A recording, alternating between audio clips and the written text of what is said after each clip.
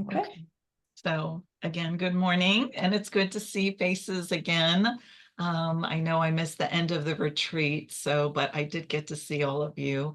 And Donalyn, I know we've been chatting, across different times. So can you hear me okay? Because my mic is over here. If not, I can switch. Can you hear okay? Yes. Yep. Okay, perfect. So this is going to be casual, like Teresa said. HD9, I know a lot of people got them, and that's why you're here. So my intent is I'm going to go through the whole machine with you. It's not a complicated machine, but there's things to know about it. So I'm going to kind of go through it all, and then we'll open it up for questions, things that you may have. If you want to try to do something on the machine, your machine, you can do that. We'll have time at the end for that. So I'm going to go through where to oil the machine. I know that you all did that in the retreat. I think you did it. I don't know if, did I think you it all was do it done for directly? them. No, the Oh, team didn't. Oh, okay. Okay. So I'm going to show you the different points, where to oil it, how to clean the machine. I'm going to show you some optional feet that I use. Some are Janome, but I do use off-market feet. Now that's got to be a personal choice. I don't work for Janome. I use Janome. So I'll tell you what I do.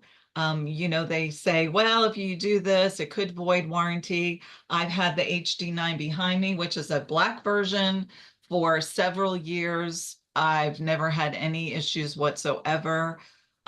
So that's going to be your call whether you want to do that or not. And then, yeah, like I said, I'll take questions. If there's something that I'm going through and you can't see it, just speak up. You can have your mics off, like Teresa said, so you're free to talk during this.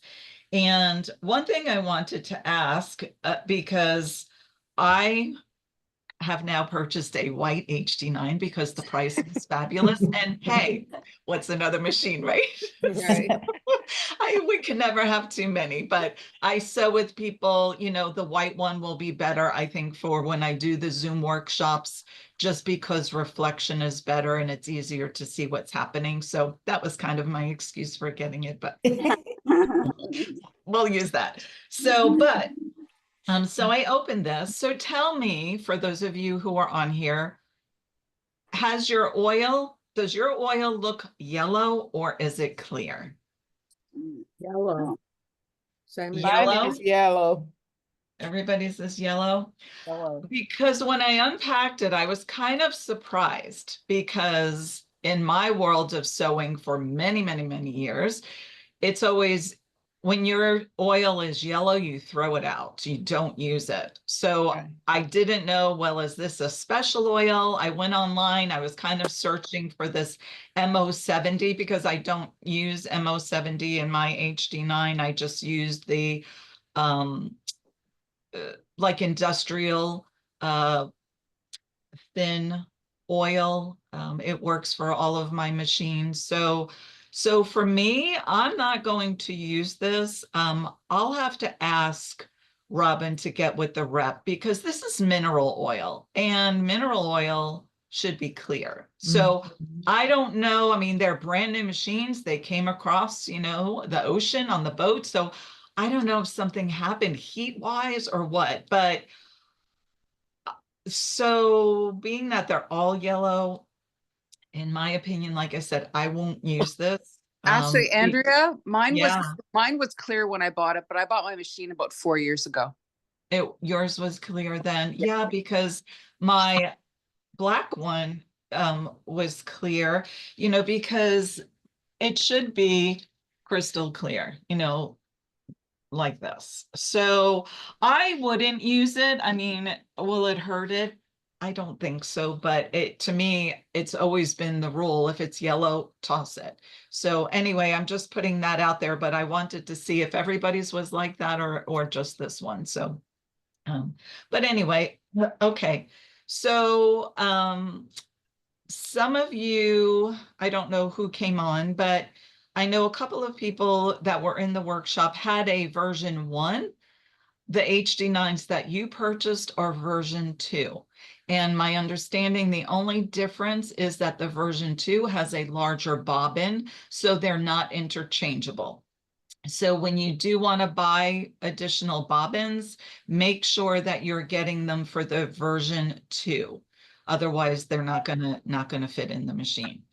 Okay, so Teresa, if you'll turn to my HD9 camera, and I'm gonna just kind of go through the different options on the machine, and I'll go through everything just because I don't know what you know and what you don't know. So we're going to start from the beginning, including winding a bobbin. This got on my machine first thing because in my world, without coffee, I don't do anything. So I don't even like to speak without having coffee first. So a friend of mine had given me that. I thought it was pretty hilarious. Um, so the machine itself is a straight stitch only machine. So that just means you have no fancy or decorative stitches, no zigzag, nothing like that. Straight stitch only, but I think 80% of the time, that's really all we're needing, unless you're doing some garment or quilting, fancy quilting or something like that. So really, it should do most of everything you want it to do. I do quilt, so I do quilt piece on my HD9. I sew bags, heavy vinyls, leathers. So it kind of does the full gamut. And the one thing that you need to get comfortable with, which a lot of people fear, is tension. Okay. And I know some of you were experiencing tension issues sewing on the leather. And so I think the team was kind of helping get that adjusted for you. So, but this, you want to learn to use this and have it be your best friend. Don't fear it. And because if you go just quilting or stitching 2 quilt cotton pieces together, it's very much different than sewing 2 thick pieces of leather or fabrics or vinyls or whatever that have interfacings on them. So tension will be different, and you'll want to learn to play with it, not fear it. Same thing up here. And I'll go through, exactly the whole thing, but this up here, which is this measurement gauge here, what this controls is the amount of pressure that your foot is putting down onto your fabrics that you're sewing. So if you are sewing thicker materials, maybe you're using foam and lots of thickness, then more than likely you're going to want to raise the pressure on that foot. So because if it's too much pressure, it can cause it to not want to move properly. It can cause it to drag, which then you're going to get uneven stitches. And at the same time, so as you go up towards the 0, that's loosening the amount of pressure that's on your foot.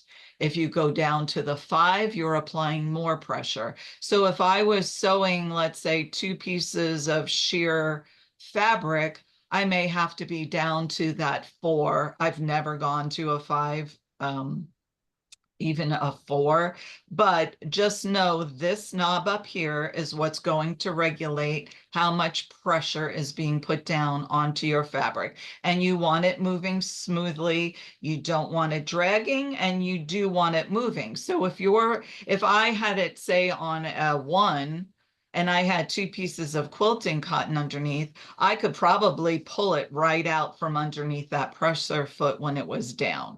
So that's what this is going to do for you. So up top here, you have, I'll just bring it down a little bit. This is your thread guide. Okay, when you are going to sew, you want it in the utmost position, and you want it to be going in horizontal with your machine. Okay, if it's twisted like this, and sometimes that happens, you don't realize it, it could throw your tension off. Okay, so just always Andrea? make yes. Can you raise your camera just a hair? Uh-huh. Yeah, There. that's better. Okay, is that okay? Yeah, Better? we can at least see it now. Okay, so if I was to turn it, okay, it can throw tension off, your threads could come out, you know, lots of different things. So just make sure that it's running parallel to the length of your machine. And you want it telescopic, because when you travel with it, you want to collapse it down so that it's not going to break on you. So, but you want it in the upmost position, okay? Up top here, let me get it to come up here. Hang on a second. I'll just move it as I need to. Okay. Okay, so back here in your kit that came with the machine. Oh, one moment. That one's alive. Apparently, it's got an attitude. Okay, so this here, okay, is for when you're going to use spools that are large, okay? It will sit in there and it will keep it from juggling all around on you when you are trying to sew at a high speed. So this cone, that's what you can use this for. If you're using smaller spools of thread, then you don't need this. So you have 2 spool pins in the back. You can use both at the same time if you're doing like twin needle work. You could do 1 needle, 2 thinner threads. I don't normally recommend that, but if you wanted some pretty top stitching and all you had was a color in 2 thread spools, you could do that simultaneously. So you do have 2. In the back here, this hook is for when you are going to wind the bobbin. And then this area is your bobbin. I'll show you, go through the oil holes later when we're going to do that. So I will show you winding a bobbin first. Put this on here. Now this particular thread here I have is a Tex 45, which is a really nice thread. It's not as thick as a Tex 70. You can use Tex 70 or 69 on the machine and in the bobbin. But you can find Tex 45, which is kind of like a nice middle of the road. It sews really well. So this thread, and I'll show you how to use the needle threader on the machine. Excuse me, personally, I can thread the needle faster than using the needle threader, and the needle threader will not work for anything that's over the Tex 45. Even this, it kind of doesn't want to pull it through the eye of the needle completely, but you can do it. But anything heavier than that, you're going to want to thread the eye of the needle by hand. So you want to place it onto a spool pin, and you're going to come up and over the hook. So you want it, let me, We can't. Okay. There you there go. we go. Okay, you want it to come through the hook. Okay, here. I have a question. Yes. Okay, so my machine is threaded with the other thread that we got at the retreat. Do I have to unthread that in order to do the bobbin or not? So no, you don't have to. But The I should bobbin take out kind the of will thread of the wind by needle. itself. I'm sorry? Should I take it out of the needle so that it doesn't go in the bobbin? I You can probably should. pull it out of the eye. You can cut your thread, you know, right here, and you can just pull it out. But you can wind a bobbin. You'll see. I'll do it now. Okay, I have thread. Oh no, I did pull it out. That's my bobbin thread. So when you're going to do the bobbin, excuse me, let me just put it this way. Okay, you want to come under this hook here. So, you know, it has tension here. You're going to come around this peg. There's a tension disc. So you want to make sure to get your thread in that tension disc. And then you're going to take a bobbin. Now, what you want to do, and you may do this on all your machines already, but there are cutouts, or some bobbins on some machines have a hole. So you want to bring your thread tail up through that hole, okay, and put it on. And so I'm going to hold it up because I want it to start properly tensioning onto my bobbin. So here is the bobbin winding button. Now, if I hit it, it's not doing anything. That's because you need to push this lever over, okay? And when you push the lever over, now this will engage, okay? And I'm going to stop it a moment, and my needle isn't even moving. Where some machines, right, the bobbin's going, and your needle's going up and down as it's winding the bobbin. This machine doesn't do that. So after you let it wind a few times around, I will stop it, and I cut the tail right at the top. Okay. And then I'll continue. And it will automatically stop when the bobbin is full. Okay, but I'll stop it here. Then you're just going to cut it, release the lever, and then you have your bobbin. Okay. Wound. So when you wind your bobbin, I'm going to pull out my case right now for you. Okay.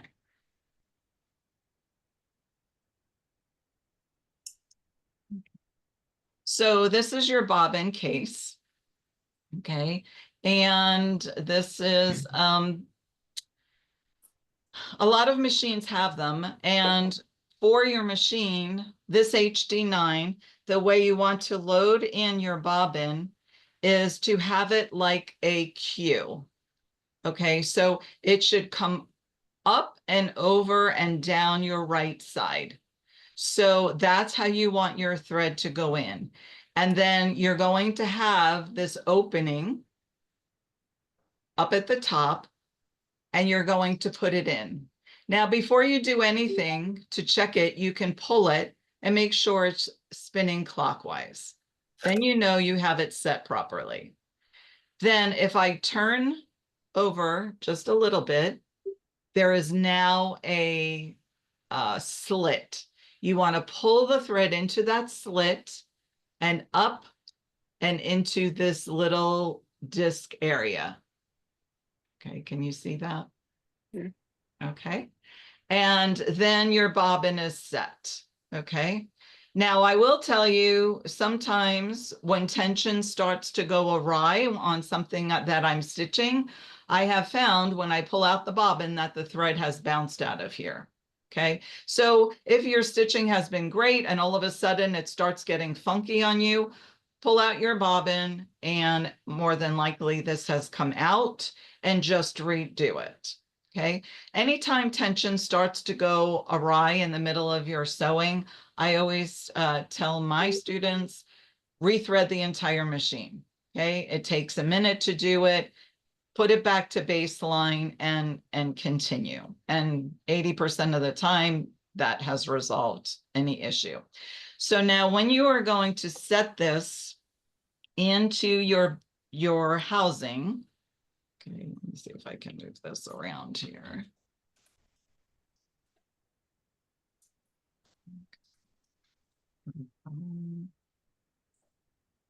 Okay.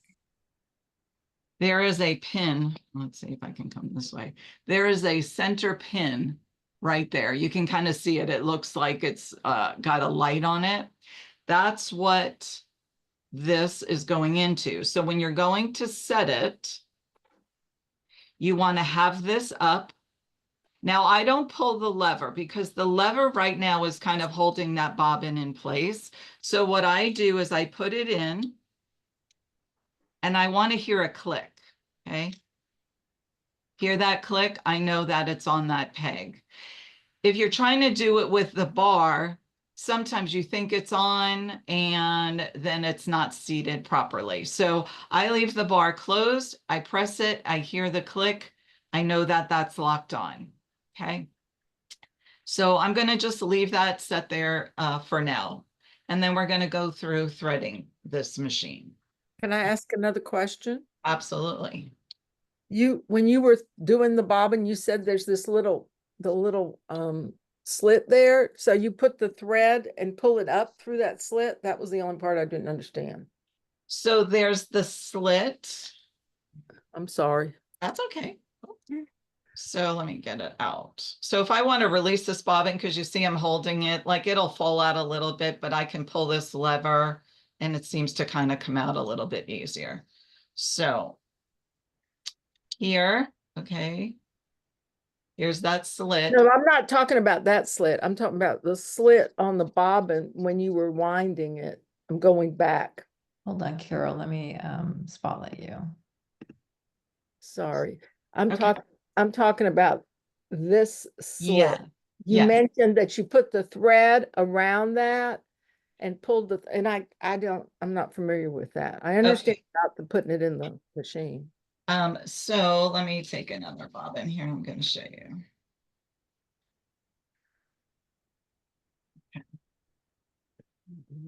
This is something that you should do on any sewing machine when you're winding a bobbin that is not an industrial. Even industrial, we kind of wind it a little bit and hold it out the side. But what you're wanting to do is, doesn't matter, there's one on each side, there's one on this side and there's one on this side. So it doesn't matter. So you want to pull the thread tail up through that hole. Oops. Okay. I lost it. And you want to hold that tail while you're winding. Okay, sorry. Okay, so I want it to come up through that hole and then I'll set it onto my winder. Okay. And then you And then- held that thread until it round a few times and then you cut it. That's right. Right. I let it make like a full revolution and back down so that it's anchored that thread. And then I'll trim it off so that Okay. it doesn't, get in your way or anything like that. Okay. Okay. I'm sorry. Thank No, you. that's okay. Okay. So, Andrea, yes. does it matter on the thread, and this will be a question probably for both the bobbin winding and the threading, does it matter which post you put the thread on and which guide you put it through? So you have two posts here. Come up. Okay. You have two posts and two guides. So the post, you want to come in the guide right above it. Right. Okay. Like that. It doesn't matter which one you actually use for when you're sewing. That doesn't make any difference, but do come in the bar that's right above. Thank you. Okay, you're welcome. Okay. One other thing I'll mention on this bobbin case is here. Okay, there's two screws. There's the larger screw and the smaller screw. The larger screw is your tension. Now, majority of the time when you have tension issues, you can resolve it here. And that's what I recommend doing. And if though at times tension needs to be adjusted here, and for an example, if I had a Tech 70 in here, I may have to open up tension a little bit. And the tension here on the bobbin case is little. You want to do 45 degrees to 90 degrees, just little small sections at a time. And because if it's too open, it's not going to stitch properly. If it's too tight, it won't stitch properly. But a Tech 70 is going to change if I was sewing with a quilting 50 weight thread. So at times I do have to mess with this. For the HD9, these bobbin cases are about, I think, 125 or 150.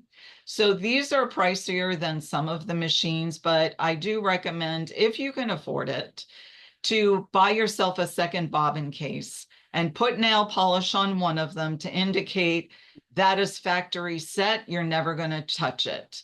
And then have a bobbin case that you can adjust and don't mind, messing around with.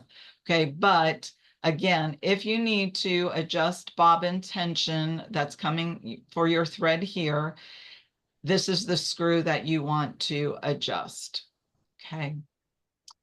And there's different things out there. I won't get into it, but about adjusting and testing tension and a bounce and whatnot. So that's out there. I can find a video for you on that. But anyway, so back in, when you have it at the top, you're opening at the top, just make sure that it is spinning clockwise. Okay. And then just set it on the post, push, and hear that click. Okay. So now to thread the machine,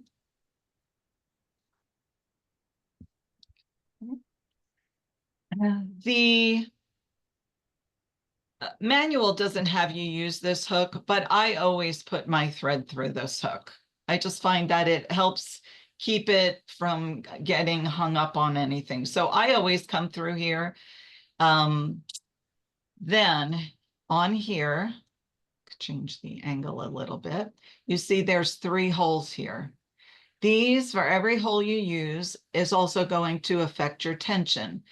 The majority of the time when I'm threading, and how we threaded at the retreat for you all, is you are going to come in the first hole, okay? In the first hole, you're going to come up and over and come out the back hole. So leaving the middle one blank, okay? And make sure that this is over the bar. Sometimes it likes to pull itself over and you end up with a little bit of a knot. So in, over, and in through the back hole, okay? Then there is a tension disc here, okay? This is a tension dial as well. I could tell you I've really never had to mess with this one at all. But there's a tension disc, so you want to make sure your thread is going in between that disc. Now, one thing I'll mention, on your machine, you have 2 thread paths. The thread path we were using at the retreat was this top thread path. And if you look, the thread appears thicker than on the bottom. And this is what is recommended for your heavyweight threads. So your Tech 70 threads. I can tell you though, the majority of the time, I will always thread the basic threading, even with my heavyweight threads, because I find my tension is beautiful using a Tech 70, using the regular thread path. So if I find it's not working, because the different manufacturers of thread, things behave differently. So I always attempt this one first, and if it's not working, then I will go and use the heavy thread path. And really all it's doing is it's adding an additional guide for tension. So you always have these in front of you, how to follow through for it. So right now, the Tex 45, I know, sews beautifully using this thread path. So I'm going to show you that one. So you're going to, I will grab, especially with these threads that like to unravel on themselves, I'll hold and kind of just put, you know, tension on both. And you want to come underneath here. So there is a tension disc. It's hard to see it, but you also want to make sure your presser foot is up. If I had my presser foot down, okay, it's locked that tension disc. I could never get this thread in there. I might be able to force it in, but when you're threading your machine, always make sure your foot is up. Okay, so you're going to come in. The first thing you want to do is grab that hook. Okay, you want to make sure you've got that hook. Then you're going to come underneath this bar, and I'm still holding, putting tension on up here. Through this disc, there's a guide that you can just slide it in. And now I'll let it go because I have to thread the hole on your lever. Okay. Come back through that same guide. And then down here, there is a hook. Now I'm going to come in so you can kind of see better what I'm going to show.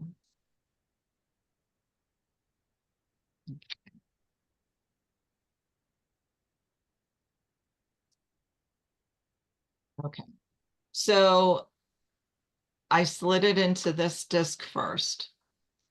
There is another hook right here. It's hard to see because it's right up above. Is this all the way up? Yeah. Come down a little bit here. Okay. So right here, Mhm. that's actually a hook that you want to get your thread behind. Okay. So you're going to come through.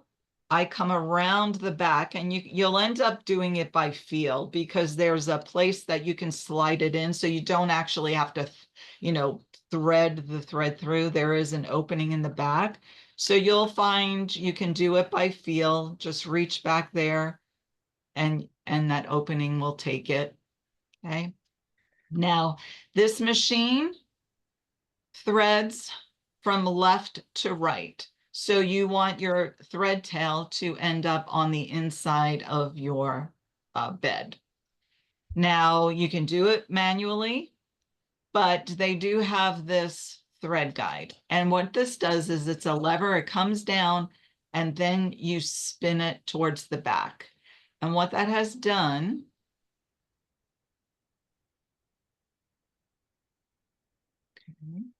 is it has brought this hook component forward. Okay. So if I bring it down, it brings this forward, and in between there's kind of like a wire to grab the thread through. So now to use this, the way I do it, let me grab this here, okay, is I come underneath, oh, it's going out of focus on me here. I come underneath the back. You're not going through the slit, you're going behind, completely behind. And you're going to run that thread behind across the needle. And then I bring it up here. I just kind of find that the tension works well enough if I just bring it up and I have it sitting in between this lever here. And then slowly you want to release it. Now you see it didn't grab it. So then I have to do it again. Okay. And if this isn't working, okay, it's not grabbing. And this is why I like to do it by hand, because I can just do it quicker.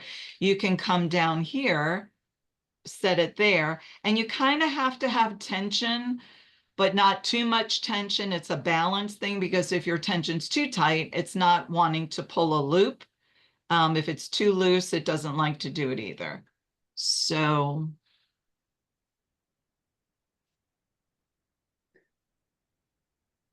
and you release it slowly. Okay. And this time it caught it. Okay. And then it will just pull it through. So you see, I had to attempt to do it, 3-4 times. If your eyesight's good, you might, just like me, want to just thread right through. Okay. But it does work. And like I said, the thicker threads, it's a little bit fussier wanting to pull it through that eye, but the 45 can work. And that's it. That's your machine is threaded. And then I just hand wheel down to bring that bobbin thread up, like dental flossing, and pull it out, and then keep those threads to the back. Now there is on the side of the machine here, okay, right here, this is a thread cutter. So if you wanted to cut your tails, here, bring this around, I can cut my tails like that. Andrea, Serena has a question. Yes.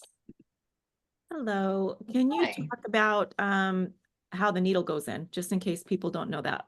Yes, I'll show you. And I brought up the needles too. So here it tells you the type of needle that is recommended for this machine.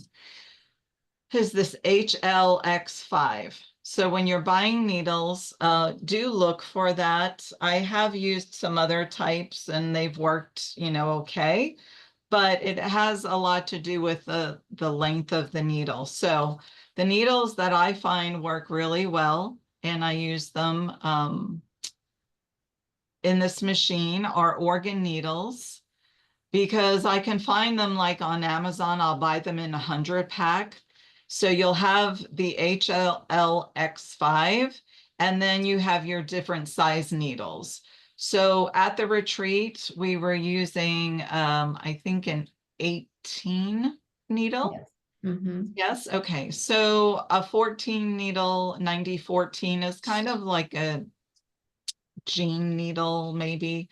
I find that it works well sewing most vinyls, thinner leathers, but you might go up. It would say, I think it's 116, 110, 18. So really you can just focus on the last number.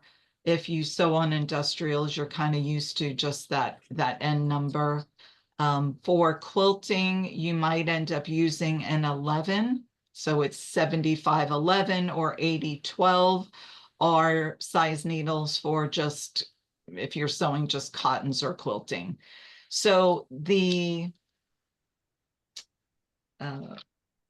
needle and your foot, both of them, you always want to tighten with a screwdriver, okay? Because these are high-speed machines and they will undo themselves. Ask me how I know.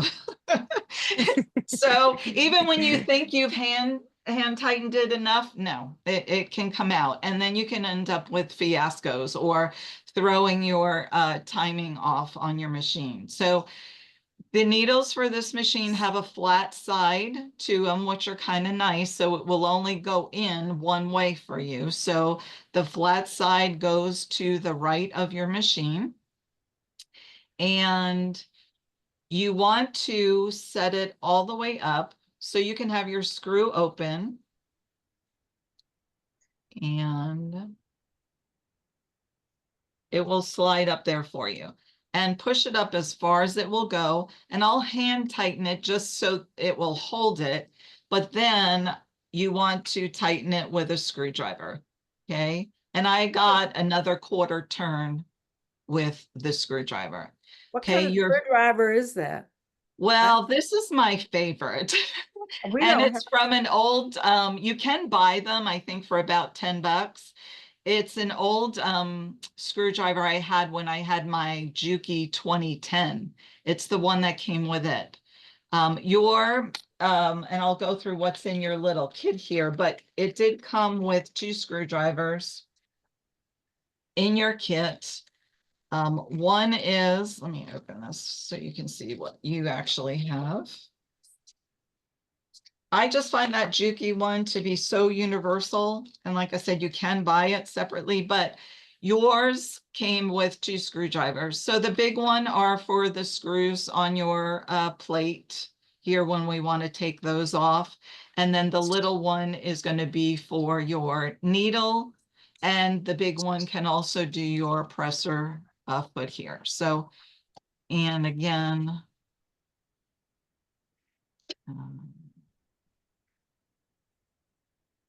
I just find I have better control and arthritis in my hands. It just makes it easier the way that I can hold this one What here. is that called if we want to look for it? Because it's cool.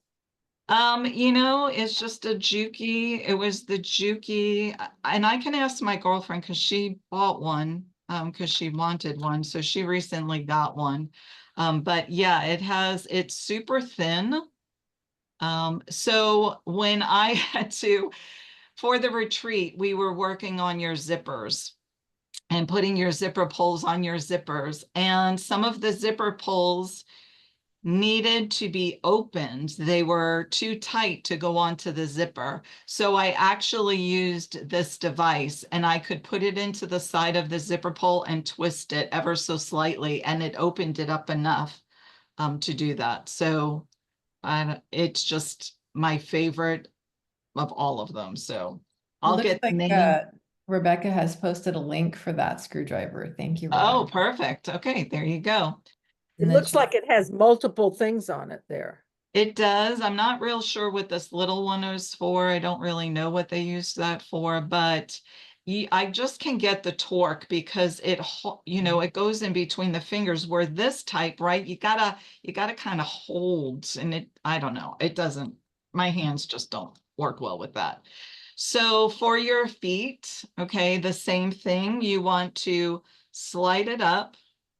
Now, again, we mentioned this at the retreat, you can lift the back lever and you can get your presser foot to go higher. It won't stay there, but you can manually do it. So you can actually, while you're trying to get that foot underneath, raise the lever so you can get it to stand up.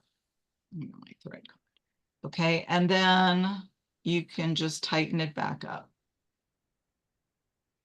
Now, also, while we're talking about the needle situation, if you break a needle, what I will tell you is make sure you find that tip before you start sewing again. Some people are like, oh, I can't find it, you know, it's okay. And it's not okay.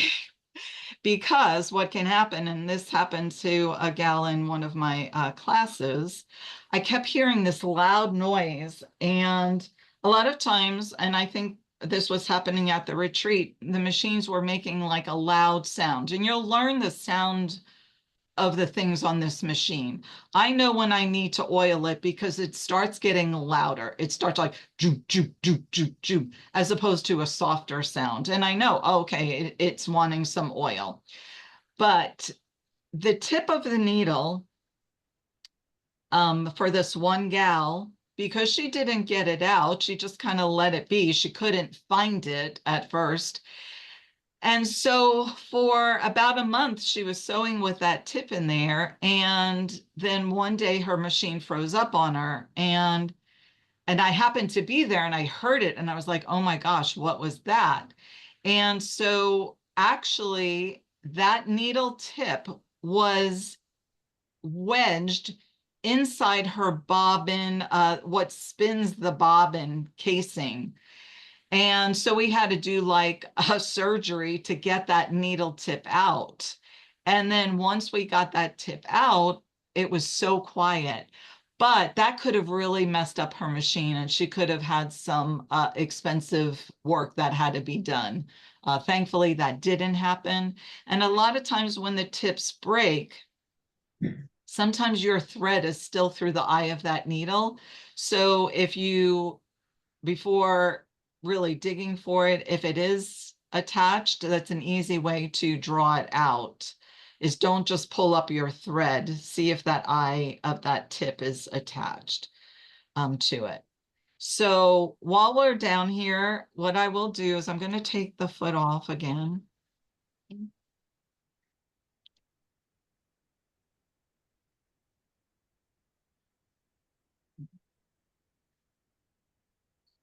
And you could take the screw completely out if you're going to use a walking foot, which you can use a walking foot on this machine. I use, if any of you are quilters, let me see if I have it here.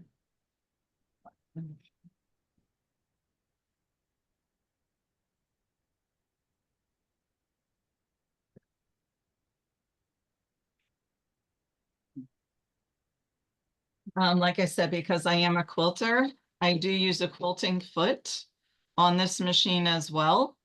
And I have a guide that I can use. And I call this whole thing a contraption because it really is. But sometimes if you're working with vinyl or leather and you don't have a Teflon foot, the HD9 really handles leather and vinyl well. I mean, it doesn't hang up like on domestic machines, but you can also use a walking foot. And that will, because it has feed dogs on it, and you have feed dogs on the bottom, it helps to sandwich and move that fabric together without pulling or dragging on the top. So this actually is a Juki walking foot, and you can get a guide. They are sold separately, but if you want to do quilt lines, like Isabella recently showed on her website for, I think, her Duchess, she had some quilt work on there, and you can do that on the HD9. Yes, you can draw your lines, or you can do some one line you draw, and then you use the edge guide to continue on. So you can put this type of foot on there as well. But I want to show you as far as cleaning the machine. I do recommend you have the machine off, so that, heaven forbid, you stepped on your foot pedal or something, you don't have anything coming down on your hands or fingers. If you have a magnetic tray, that's good to have nearby so you don't lose your screws, because I have had to crawl on the floor for those at times.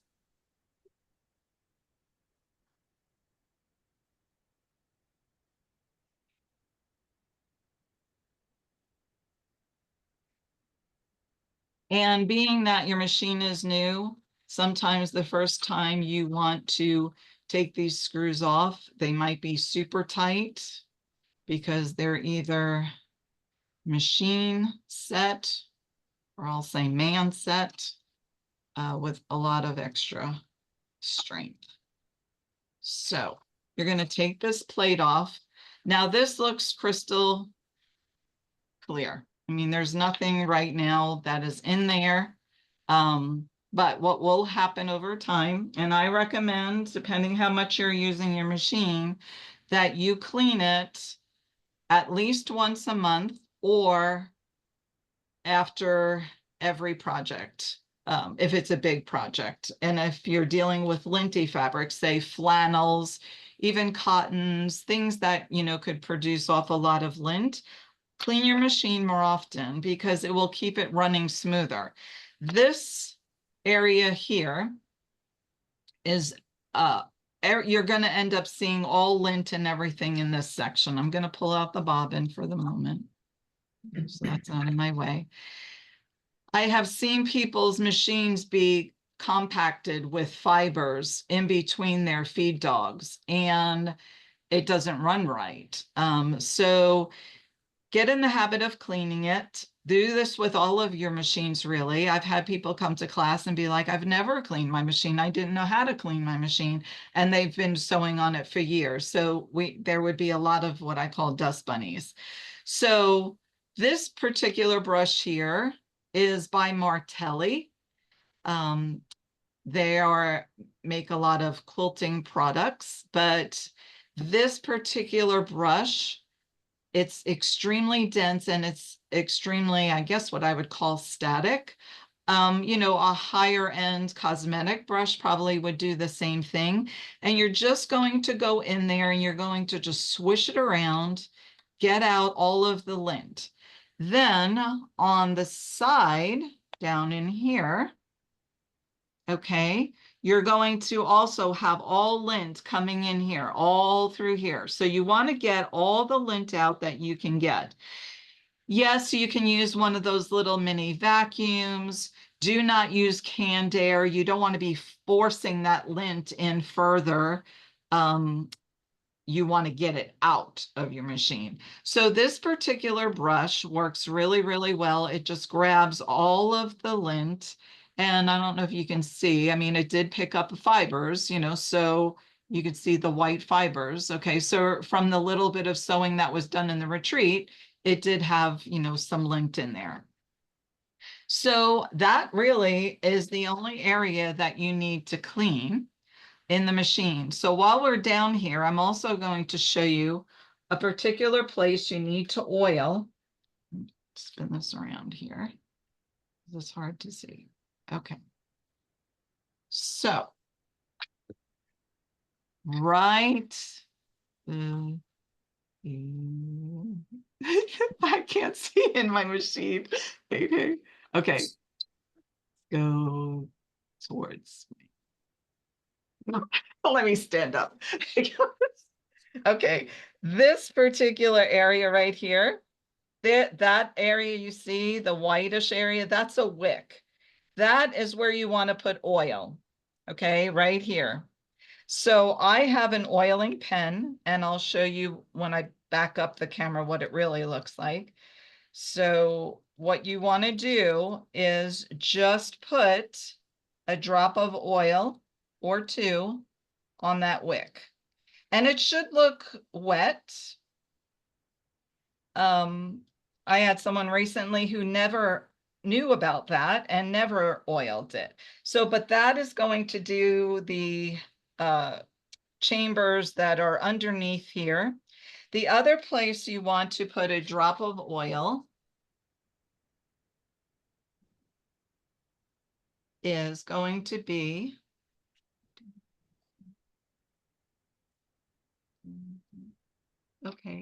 is just like right on here, just a single drop of oil. And because that spins. So just one drop of oil is all that it needs. And then the other two places you need to oil. Oh,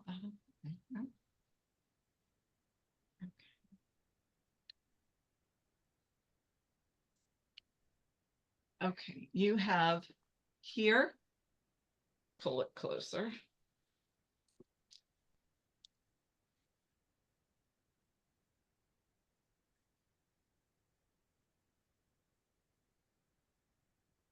Okay, here and here. And if you actually stand up and look down into it, you can kind of see a white wick. Like I can see in this one right now, I can see the wick. The other one, it's a little bit further down. So the same thing. This is an oiler pen that I use. So the way that this works is I unscrew, okay? And there's a lever here. So if I was to put this, I can get one drop at a time. And I'm not over oiling my machine, okay, which you don't want to do. So I can put 2 drops in, 2 drops in. And if I'm sewing a lot, I will do it maybe once or twice a month. You know, I think the manual tells you to oil. I don't know if it says every day or whatever, but people have way over oiled the machines. And like I said, you're going to start to hear it. You're going to know when the machine is being cranky and wants oil. This pen, you can get it on Amazon.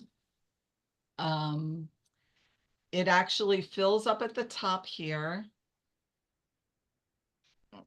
Get it off right now because I got oil on my fingers. But this piece here screws off and you fill it with oil.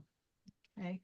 This has a J on it because it used to be for one of my Jukis. I have different pens for different machines. So this is fabulous. It works better to me than these bottles you can get that have, you know, a smaller tip, but it's so much harder to control what you're putting out in this kind of bottle to me. So you can probably even use like an old oil can that you do machine equipment with. Mm. So then you can put back your machine together. Okay. And just make sure, because there is wiggle room in here, you want to kind of make sure that your feed dogs are not touching the edge of the plate. You want to get them so they're kind of centered. And then just put back in your screws.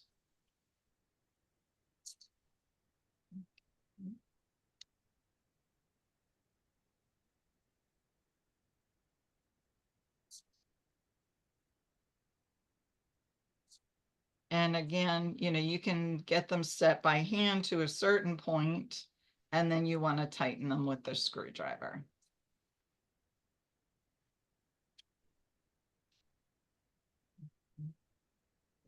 And before I tighten them, I will make sure that that plate is setting exactly where I want it to be and that they're not touching the side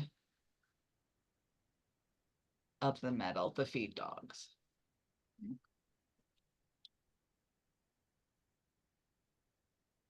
Patty, you have a question? Yeah, why did you take that off, Andrea? So oil?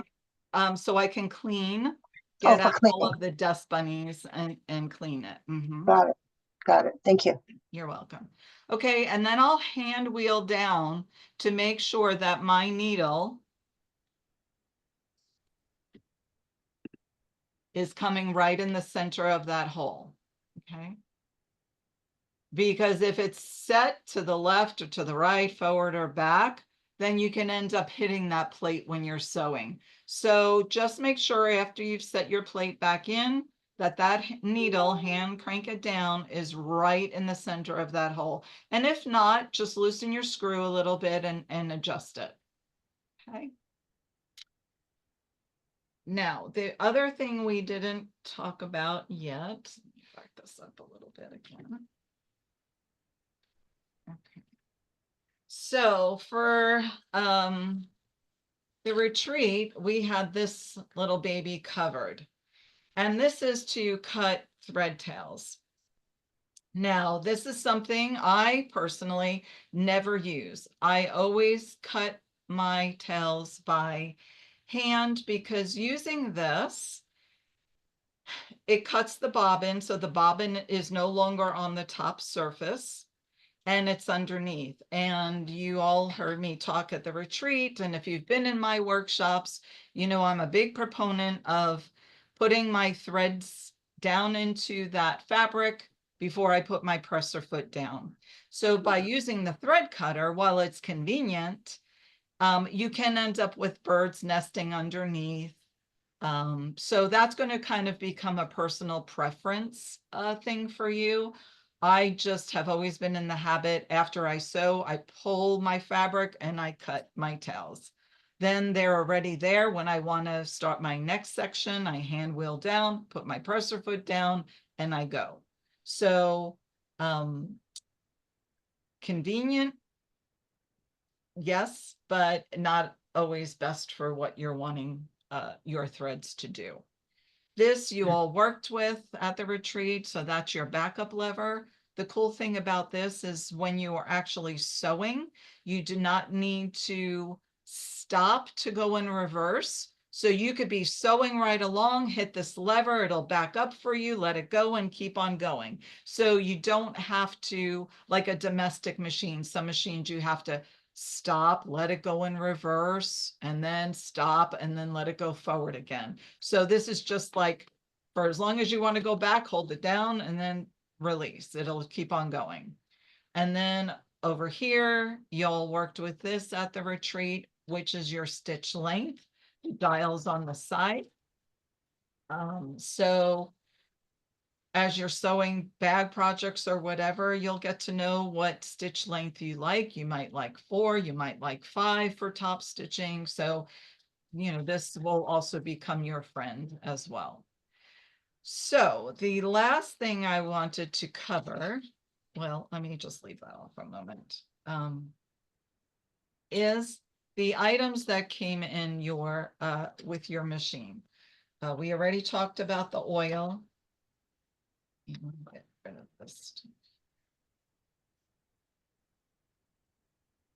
Okay.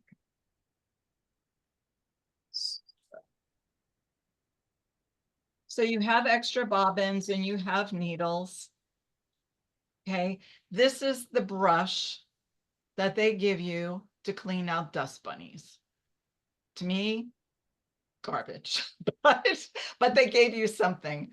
So like I showed you, something like this is going to get out way more than this will do. Okay, if you have a little dust or something you need to get out of a crevice, you know, sure, this could work. Okay, so that's in there. This is a really cool thing. People don't know what this is most of the time. So what this is it's a guide. So it came with an extra screw. The screw, actually, there's 2 screw positions, open holes that you can use either or. So what you're going to do is, let's say I wanted to sew at a 1/2 inch or 1/4 inch. You can lock this down. Okay. And now you have a guide. Okay. So if you're sewing straps or something, as long as it's not going to be on the top of your feed dogs.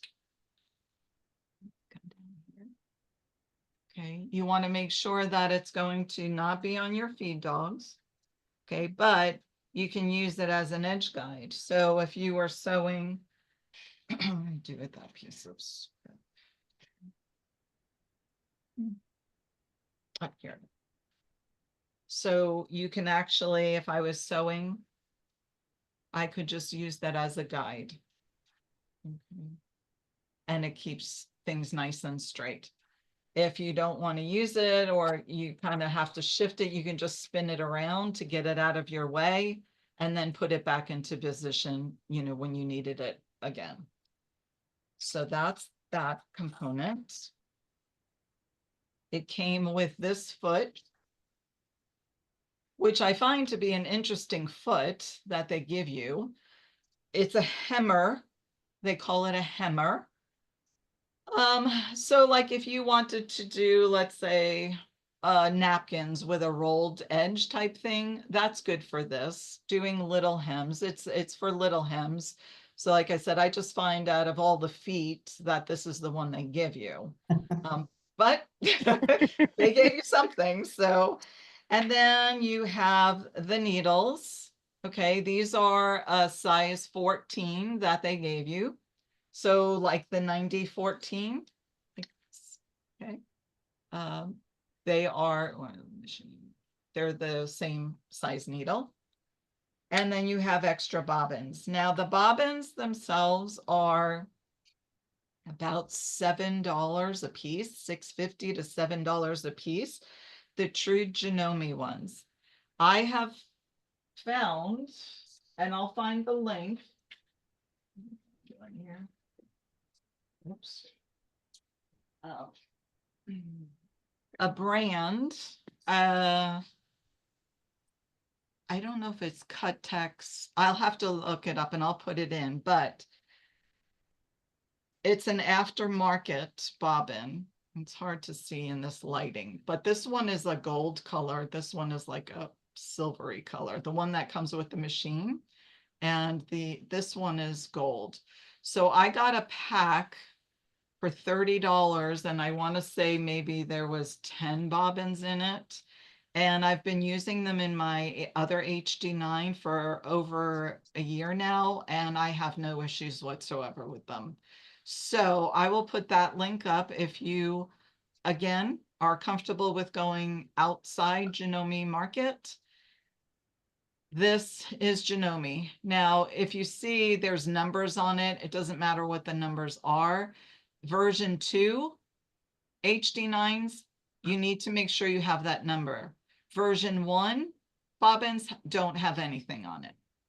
Okay, so that's kind of one thing to check if you buy them locally as well. They give you a net. So if you have, you're sewing with a thicker thread or something that likes to uncoil itself, you could put this thread over your spool and it helps to keep it in control. And then you also have a thread cap. And I think we were using this in the retreat. So for your smaller spools, it'll help keep that thread away from catching on a hook. I can't remember if we had these on or not. But that is everything that came in your kit. And I'm going to show you before I go back to regular camera. Let's get all this out of the way.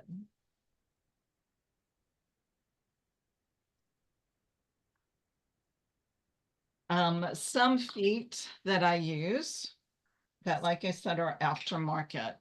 And there's a few favorites. This one is a compensating foot. Okay, if you can see here, compensating.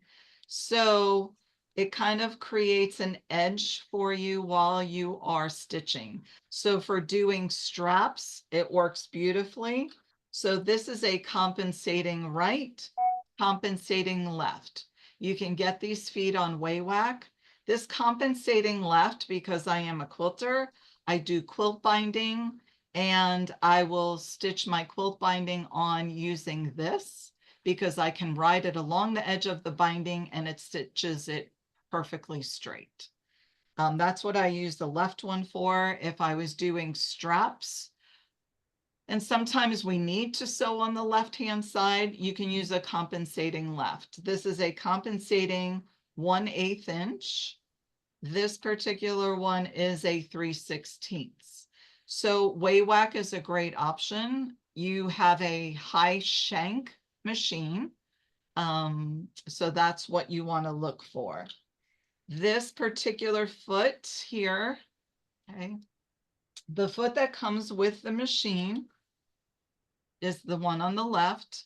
And in a quilter's world, we have what we call a scant 1/4 inch, slightly smaller than a 1/4 inch by 1 or 2 threads. This foot is more like a scant. As a quilter, sometimes we want to have a perfect 1/4 inch. So I purchased this foot.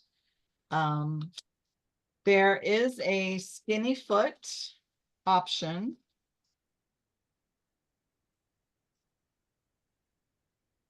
Okay. This is you can get it in the Janome world or you can get it off market. It can be very finicky. It will work sometimes, it won't work sometimes. And the reason is because when I have this foot on,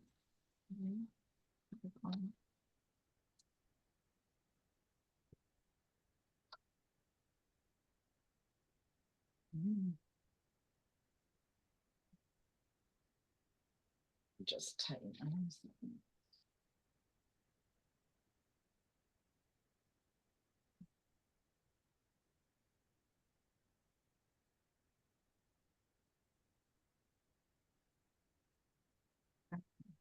If you see, I have it down and it is sitting in between my feed dogs.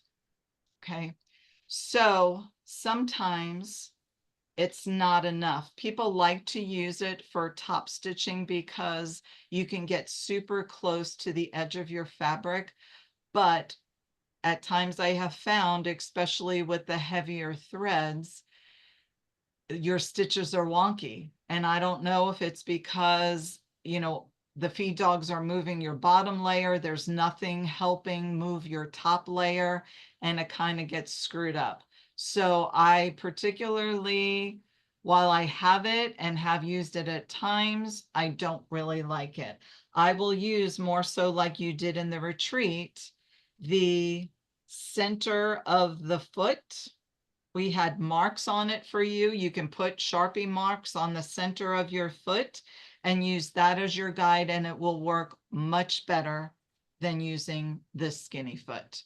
So it's about a $14 foot, I think. So if you want to try it, it's not a big investment, but I will tell you that you probably won't be that happy with the results. And just these are a couple of more compensating feet that I have. And again, it's just the difference in the width where I'm going to end up stitching. And you see here, there's a guide, like a groove. It's better seeing it down. You see there's a groove right on the guide. So it helps keep those straps in place beautifully. Now, I did buy an aftermarket set that probably had about 20 feet in it, and it had a lot of the compensating feet in it. It doesn't have the left compensating feet. So those you can get on Waywack. And I want to say they're, I don't know, maybe between $4 and $7. Not a big investment, but worth the money to make that investment. So I think that's it. The last thing I didn't mention, 2 things up here. We had the bobbin. Okay. This here,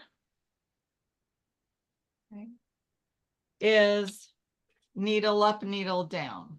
So back it up a little bit here. So if the arrow is green in the up, it means it's always going to stop with your needle up. I personally like to stitch and have my needle stop down all the time. So to do that, okay, if you see where it's red, take this light away, does it show? Well, on your machine, it's going to appear red. So it's not picking up on the camera. So then every time I take a stitch, okay, it's going to stop needle down. And that's how I like to sew, because then it's anchored. I can lift up my foot, I can check my stitching, you know, and so forth. The other way people use it is, you know, if they've stopped, they'll hit it and it takes the needle up. But just know green means it's always going to stop up. Red down means it's always going to stop down in your fabric. Here is your speed control. Okay, if you have it all the way to the right, that sucker's going to move for you. I think this machine does something like 1,600 stitches a minute. So very fast. I never sew like that personally. Also somewhere in between, but if you want to do something like you're working around a curve, you can slow it down to turtle's pace and it will only go, no matter how hard you step on that foot pedal, it will only go at a very slow speed. So that's this lever here for you. And basically that is the machine in a nutshell. And Andrea, I have a question. yeah. And it's more of generalized, not specific to this machine, but I don't have the HD9. But when I got my domestic machine years ago, it was advised that when you're threading the machine, that the take-up lever should always be in the up position. Have you heard that? If you're using a needle threader. No, just when you're threading Uh-huh. and your take-up lever, when you get to the take-up lever, it should always be in the up position. That would be a good rule of thumb for sure. So like if I was doing hand cranking of the machine, then yes, you know, make sure that, and what Teresa's talking about is this lever here, because sometimes if I pull it down, okay, and I go to start, you see my needle is up, but you see my take up lever is down. Okay, so you want to make sure this take up lever is up at the top.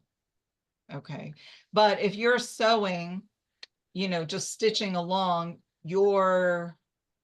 everything will be in the right position. If you had to do a hand cranking or something, then it definitely could change. So yes, you should have that up in the upmost position. Same thing if you're going to use a needle threader, it's a good idea. You know, if you had a hand crank, hit it so that will come all the way up and then do your threading. So same thing. Yes, that's good recommendation. Carol, you have a question? Yes, can you hear me? Yeah. Okay, when I got the machine, this is the needle threader. You talked about it, and it was off the machine. But I figured out where it went. And is there a certain way I have to put it on? It's that little that comes down. Is there a certain? Well, I don't see what you have there. Are you talking about the I needle? pulled it off. Okay, I put it on there now. It's the little white thing that you have on your machine. You did that a while ago. Oh, yours was off your machine? Off my machine when I got it. And Oh, here it is, this little thing. yeah. It actually just slides up, I think. Let me see here. Yeah, I'm not sure how it goes on there. It came off and it comes off real easy. And I just want to make sure that I get it on there the right way. So there is, let me bring this camera down because there's a pin. Well, it's kind of a plastic pin. Hang on, we'll see. Yeah, okay, it goes that way. Okay, so the opening should be towards the front of And it. There's a black pin, yeah. Because if I it comes spin- off easily. Okay. There is a pin in the back too. Do you see a pin on both the front? Okay, I see what you're talking about. It locked in there. I got it. Okay. It's like a screw. Go, I have another question. Sorry. Yeah. Yeah, we got a discount when we ordered these. There's no more discount, right? About with Robin's class. You mean to Robin's- get another machine? No, just to get some of the, Oh, for Like- her shop. yeah, but don't- You mean like for materials and supplies and things? well, for one thing, this was my lining. Uh-huh. And I don't have enough to do that wallet. And so I actually tried to call the shop and it went to voicemail. I didn't leave a message. I don't know even, I went to my local shop and they didn't have this. Mhm. So I Uh, didn't know if she still had it, if there was a discount, I was gonna have her mail it to me. That was one of my questions. But like to buy the needles, I don't have any, I have so many needles. Yeah. I don't have any HD. I have a whole box of needles. But I don't have the ones that say, like, here's my, I have a Bernina. So these are all, these kind of needles. Yeah, the Schmetz. Uh-huh. Yeah, I mean, so the needle that we used, was that a leather needle? Or it was you said it was 18? The one that we used at the retreat was a leather needle. Yes. Okay. But and Sue can answer the question more so is I don't sew much with leather needles on this machine. I find if I use the larger size needle, the 16 or 18 non-leather, it sews fine for me. Sue, do you always use a leather needle on your HD9? When I am sewing leather, I do use the leather needle because it kind of cuts through the leather and it's got a sharper point to it. It's the Schmetz one that we use, size 18, which was approved by Katie. The reason it was approved was because the machine was not flying at 100 miles an hour. Because if you were trying to do that really, really fast, you may damage the machine. So you can't sew leather fast. So that's why it was approved. All of your speeds on the machine were set at the lowest point unless someone played with them. So basically I will use that leather needle. I used it in my Singer, the crappy Singer I had as well. I prefer a leather needle. Now on my industrial behind me, I use an R round. So that's good for light weather as well as woven fabric. So that's what we did use. I have a size 18 organ needle and it sewed fine because I did test that because we were a little concerned about being able to use them. I did test it. It was good. It passed the test, but I found that the leather needle pierced the leather much easier and with less resistance. So it's the leather needle size 18, the Yeah, Schmetz. Schmetz leather needle size 18. It's a Schmetz. Yeah. And I have And one more. I will, when we get off, I will reach out to Robin and see. Robin's a very generous person, so I will ask her about an online discount, and I'd have a hard time believing she will say no. She's very generous. So, but she would need to set up a code if you wanted to purchase through the website that way, versus calling. Now, I will tell you, she's been extremely frustrated because they are doing construction work in her area and they keep knocking out her Wi-Fi, which knocks out her phones. Oh, no. And this entire week, she has been up and down the whole week without phones, without her Wi-Fi, which means her registers don't work, so she's kind of at her wit's end with that happening. But if you wanted to place an order online, then she will give me a discount code for you guys to use, and then I can put it in the group. Well, That's all. so do we need a zipper foot? You didn't talk about a zipper foot. Like you said, the narrow foot didn't work well. And that's what I use. I use the narrow foot on my industrial. So I wondered about the zipper foot. So if I'm going to be consistent in a bag, we did put a zipper in our bag, but I wondered, We did. we used the foot that we had. Uh-huh. But I wondered if we needed a zipper foot.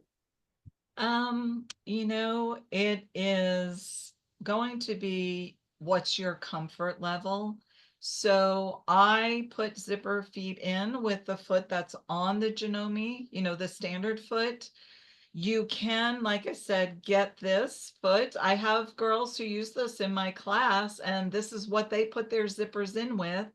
And usually with normal threads, it works fine. But when we're getting into our nice heavy threads, it stitches funky. I don't know. I don't know why.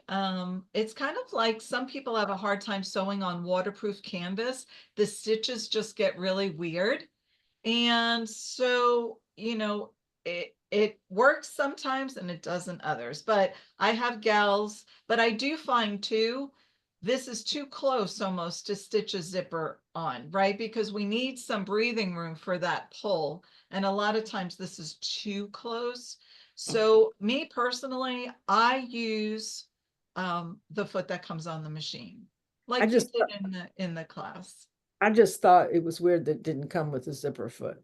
That a Yeah. bit, that other foot seemed like something we wouldn't use, and the hammer. I think they call this their zipper foot. I think Janome calls this skinny foot as a zipper foot. Yeah, Oh, I okay. think. I have have to- a version 1 machine, Yeah. Andrea, and it came with, let's see if I can, where's the camera? It came with a zipper foot. Yeah, where's the camera? So did mine. Instead It- of a hemming It's that, foot. that foot that, Oh, yes, yes. Actually, they do sell that because I Yeah. have seen Robin. Yes. I it's- don't it's use usually it. I like use a regular like you do. I don't use it. I In think I'll show you, because in that kit that I got off of Amazon, let me show you. And I keep all my feet like in a case like this, so they're all separated, but there are zipper feet that did come in. And let me find it. And I've tested them, but I'm just comfortable. I'm comfortable using the foot. So if you look, they are skinny.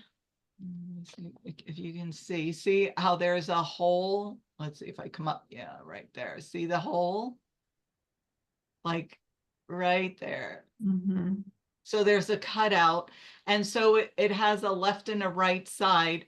And this particular one, I think is better. Let me test it before I tell you for sure, because I want to say the one side does go on to the feed dog, but let me just double check that.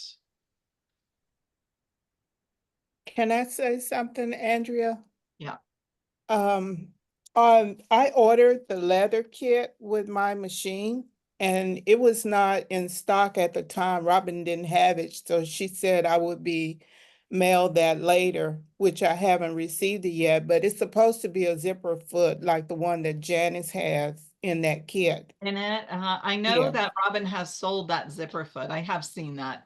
Okay, yeah, you can so- buy it separately or it will come with the leather kit. You got the leather roller to have the leather Yes, roller. in yes, that I got kit. that kit, but I haven't received it yet, but that's the one I ordered. Ordered it. Okay. I do have it if you want to see it.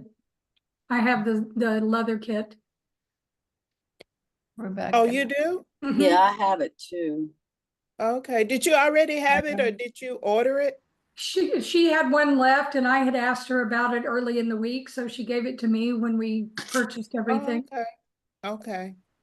I was gonna check with her and find out Yeah. how long it was gonna take, because I forgot to ask when I got my machine. I would say for right now, because she's having phone options, send her a private message or text her if you Okay, had I her can phone do number. that. Yes, Yeah, because if you try calling the shop or even, I don't know, her email, I would say just send a private message through Facebook or text her. right. I'm friends with her on Facebook, so I Yeah, can for do that. sure. Do that. But Thank you. You're welcome. Teresa, switch to my camera a minute, the HD9, because I'm going to show. So the zipper foot that comes in this accessory foot kit I got off Amazon is, it was like, I don't know, $30 or something for all the feet. But you see how it has that opening. right? So there's a left and a right one. And this will actually work better because you see it's on top of the feed dog. So it will have grip on the top of your fabric as well as the bottom of the fabric. So I would say this type of foot would be better than that skinny foot. And the one that Janice just showed is similar, but you're able to move the foot over. So you might not want to sew right on top of the zipper. You can actually slide it over a little bit. So that one is kind of cool. I don't have it, but I have seen that one. So yeah. I've got it here if you want to see it. Okay, one second, Rebecca. Oh, there you are. Yeah. So it's adjustable, so you can change it right or left and Yeah. change your distance. Nice. Yeah. So I like that. I like that foot. I think that's a good idea. You got the roller with it, Rebecca? Yeah, I haven't taken it out yet. Oh, But I You haven't do, used it yet, the roller one? it's hard to see. I can get it out of the package if you want to see it. Yeah, I can't get the tension right when I use the roller foot. The leather. I don't really have the ability to sew much right now, so I haven't opened any of this stuff. Does anyone know the advantage of using that roller? Because as long as I've been doing leather work, I've only used a walking foot. I've never used that roller. I've seen. So do you know Jürgen Volbach? say it again, So- Rebecca. Do you know Jürgen Volbach? I know him very well. He's a very good friend of mine. Okay, so Jürgen uses a roller foot all the time, and I've watched him sew with it. And he has more control, especially going around curves or for decorative stitches. I'll have to talk to him. So that's the roller foot. Thank And that's you. why I wanted to try it, because I've watched him sew with it and I wanted to see if it worked as well. Cool. Sorry. So, And one last thing for Carol with your fabric. Mm-hmm. If you take a picture and do an I tried image search that. in Google, and I found mine at some Etsy shop, even though no one local had it, and that's how I got my fabric to make the wallet. Yeah, because I tried that and I couldn't find it, but. And Robin will, if she doesn't have it in stock, she can look up and tell you who the manufacturer was. I know Sandra Perez had reached out yesterday because she couldn't get Robin, so I sent Robin a note. But she ended up getting with her through private message, but Robin wasn't able to reorder the fabric that was in hers. So, but Robin was able to tell her the manufacturer so that she could find it and search specifically the number online. Well, I joined the HD group on Facebook and they talked about, you mentioned having two different bobbin cases, and they talked about that in the HD9 group. So we have to buy the one from Robin, or can you get an off, you don't get an off-market bobbin case. You have to get I would not. Yeah, I would definitely get an HD9 version 2 bobbin case for sure. Yeah. Right. and ladies, don't forget that the resource list that's posted in the group has links for everything that was in your kit. So if you're looking for those needles, Carol, you can find a link to those there. And again, those are Smets needles approved by the rep for us to use at the low speed. Okay, so just to reiterate, if you're going to use a needle that isn't recommended, or sorry, isn't an HD9 or a Janome needle, then make sure you're using the lower speed just to keep yourself safe. And one of the things I liked about the machine was that it sewed so slow. Yeah. That was what I liked. Yeah. And I just have a question about the walking foot. Andrea, you said it's the same one you use for a Juki? Okay, because I have Juki 2010. Okay. And that's what this foot is from, but you can buy it separately off of Amazon. I want to say it's about a $70 foot, and the guide bar is about $50, because the walking feet that Janome has. So if you're familiar with walking feet, you know, some of them have a hole back here, and there's like a bar that slides in the hole. But the guide bar to a lot of the walking feet, and Janome's is like this. So you're sewing along. I would prefer my guide bar up front where my entrance is. And so this particular one, let me find, goes on like this. Okay. This particular one kind of, it's backwards. Yeah, I haven't used a walking foot on that kind of a machine, but I have a Juki TL18 that came with a walking foot. So I was just wondering if that Yeah, would so the work. TL18 is the same as the 2010. There's one additional feature on it. The 2018 is what the quilt shops sew. The 2010 is you can get online.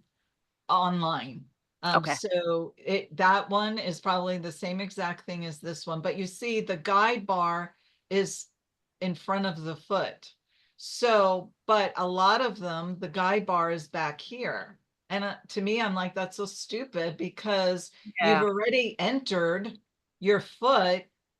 You know, it doesn't make any sense. So the Janome walking foot, well, it has a walking foot.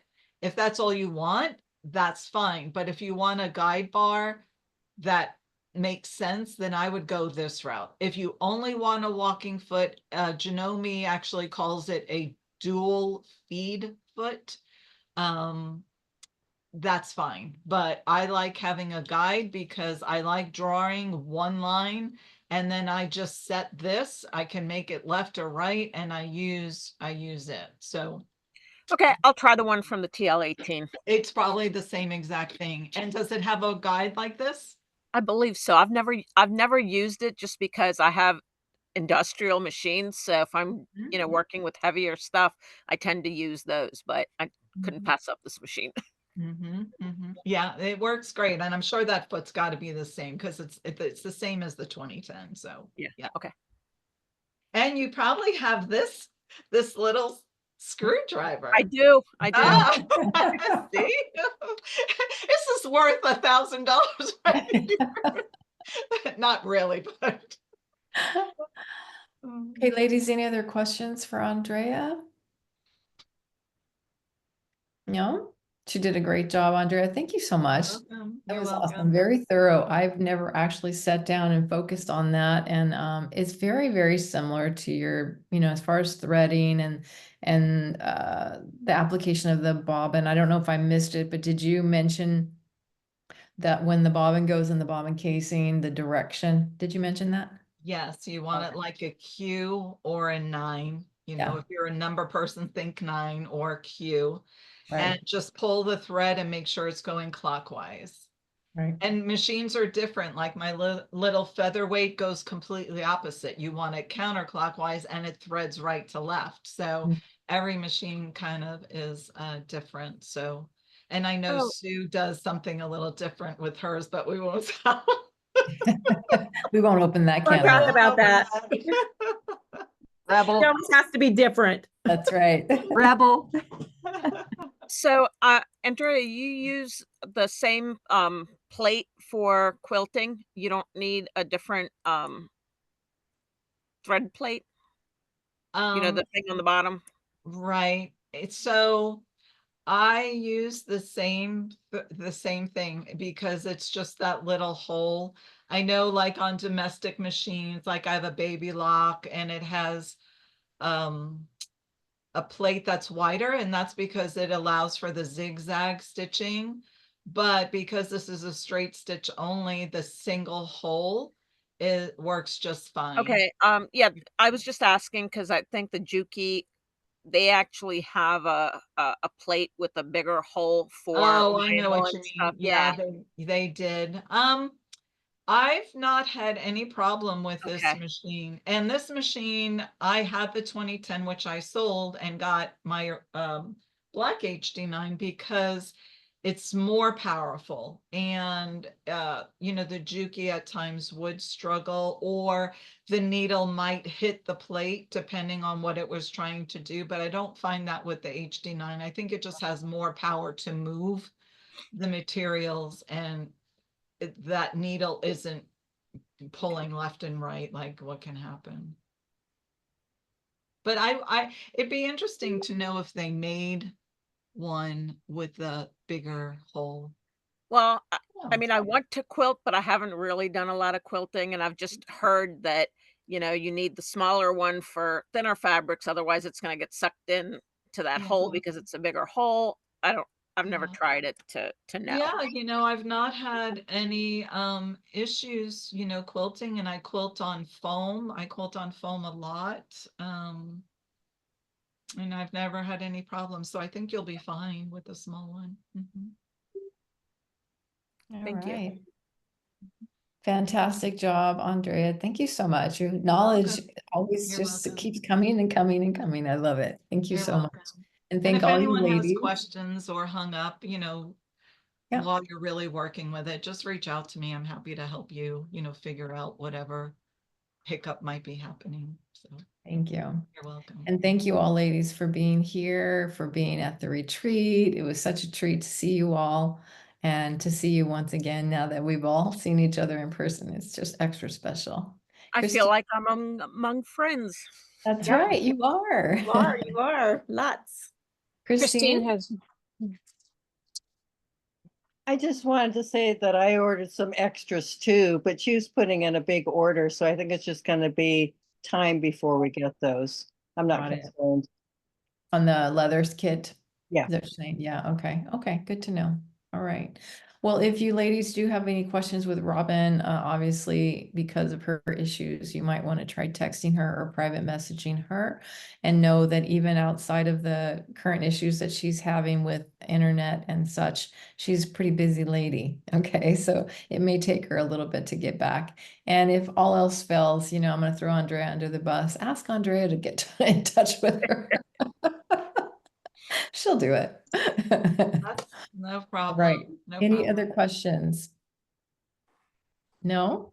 All right. Well, happy sewing, everyone. I hope you have a great day, a great weekend, and I can't wait to see you all again. All right. Good one. Thank you. Bye-bye. Bye-bye, everybody. Hi. Nice to see everybody again.